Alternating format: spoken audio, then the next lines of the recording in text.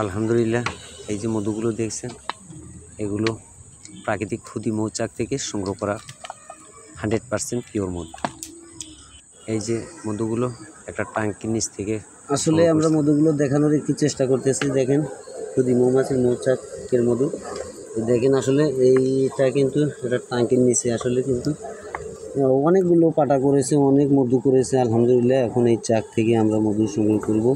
এই যে দেখেন চাকটা দেখানোর চেষ্টা করতেছি। এই যে দেখেন কোনোভাবে একটু যদি দেখায় যে কীভাবে আসলে খুবই কিন্তু কষ্টের মধ্যে দিয়ে এই মধুগুলো সংগ্রহ করতেছি। দেখেন অনেকগুলো মধু কিন্তু ছিঁড়ে পড়ে গেছে, নষ্ট হয়ে গেছে অনেকগুলো মধু। আসলে একা একা চাক থেকে মধু সংগ্রহ করতে এসেছি, সেজন্যই মানে খুব কষ্ট। দেখেন অনেক মধু কিন্তু নিচে পড়ে গেছে।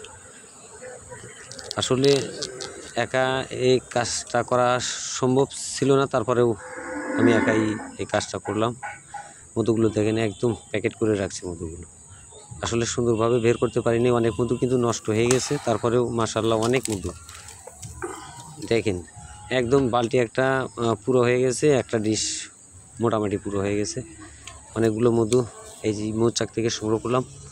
বন্ধুরা, আমার ভিডিওটা যদি অবশ্যই ভালো লাগে লাইক কমেন্ট শেয়ার করবেন এবং পিওর পেতে যোগাযোগ করতে পারেন। ইনশাল্লাহ একদম 100% পিওর পাবেন। দেখেন আসলে খুবই কষ্ট করে পরিশ্রম করে মৌচাক থেকে